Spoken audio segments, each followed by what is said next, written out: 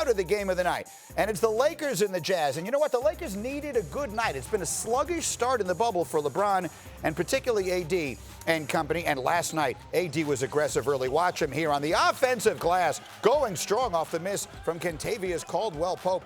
Davis had 13 points in the first quarter, setting the tone. Second quarter, a lot of that belonged to Spider Mitchell. Look at him coming off a screen, drilling one of 4 threes that he would make on the night. So he was Mr. Outside, also Mr. Inside. Look at him taking it strong, finish plus the foul. He had 21 of his 33 in the first half. So the Lakers had a 2-point halftime lead. Good game. Early third. Utah's now up 6, but LeBron's got other ideas. Watch him getting in the lane. And we have liftoff. High percentage. Lakers shot 50% from the floor in the night. They're down to just 4. Under a minute left in the quarter now. The Lakers have taken an 8-point lead. And there's Anthony Davis showing the range. He made 4 threes on the night. Lakers closed the third on a 19-2 run. Fourth quarter, more LeBron on the wing. Speaking of range, that one's from way downtown. LeBron would score 22. He would add 9 assists, 8 rebounds, under 5 to go. Again, showing you the range as the Lakers starting to pull away. LeBron 9 of 16 from the floor on the night. And in case you're wondering, he is very much aware of where the camera is. LeBron, how you doing? Okay, we're good here. And we go. Now we go to less than a minute left. Lakers leading by 6. Davis stepping back, making the long 3, plus the foul. Davis would go for 42, 12 rebounds. Lakers win, and Anthony Davis has exactly the night that he was looking for, 42 points and 12 boards for him. There they are, Sean Farnham and Jackie Mack. And so much of the conversation around what has been something of a sluggish start for the Lakers in this bubble, Jackie, has been about Anthony Davis. What did you see from him last night, and what do you expect from him as this team now clinches the 1 seed and looks ahead to the playoffs? Well, Greeny, if you're Frank Vogel, you're a really happy man this morning because this is the kind of performance that the Lakers will need from Anthony Davis if they plan on winning the NBA championship.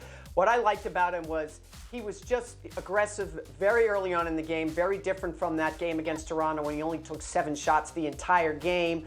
I love the fact that he was shooting threes, making them, but also getting to the hole.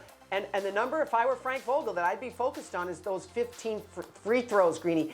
He's shooting 13.6 free throws a game, and I know it's only 3 games, but that's Harton-esque. I mean, those are big numbers from the free throw line. That's what you want from your big man, especially when he shoots 90% from the free throw line. Yeah, that's one of the places he can make a difference. He's the matchup, Sean, that nobody can handle if he's playing at his best. Is that, to you, is that the difference between the Lakers winning the championship and not? Oh, I think it is. Look, they have glaring holes, and Jackie mentioned without Avery Bradley how they lost a key ability to defend at the point of attack, and they're not going to get that back. Their outside shooting, yeah, it needs to continue to improve. But when you have Anthony Davis have the kind of night that he had last night against one of the best defensive bigs in all of the NBA in Rudy Gobert, dropping 42, and his assertiveness in the game, movement without the ball, part of it was his teammates finding him, and the other part of it was that Anthony Davis was a lot more aggressive. He had 14 of the 27 shot attempts in the first quarter alone.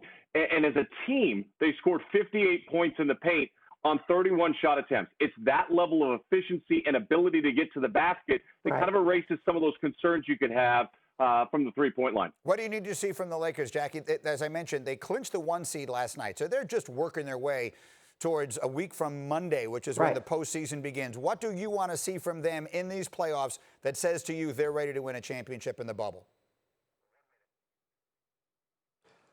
Well, you know what I do want to see, and we talked a lot about Anthony Davis, and we should because he had a great game last night. But let's make no mistake, Greeny. This is LeBron James's team, and he's the one that's controlling how many shots Anthony Davis gets. He's controlling the offense. We know he leads the league in assists. The one thing I would like to see going forward is LeBron has been less aggressive himself going to the rim. As you know, that's been a hallmark of his Hall of Fame career. This year has been a bit of an exception because he's been more of a facilitator. I'd like to see LeBron impose his will on the game going to the rim a little more. How about you, Sean? Give me 30 seconds here. What do you want to see from the Lakers as far as X's and O's that you think gives them their best chance to win?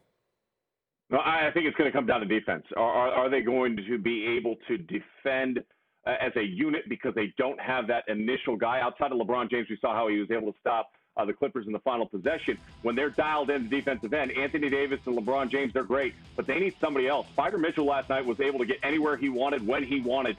against the Lakers, and that's going to be a problem with some of those guards in the Western Conference. So that's what I'm focused on. I'm not worried about LeBron turning it on. It's postseason time for LeBron. They got the #1 seed. The King will return very shortly. John Farnham, Jackie Mack, thank you both for getting up with us talking some basketball. Thank you for watching ESPN on YouTube. For live streaming sports and premium content, subscribe to ESPN+.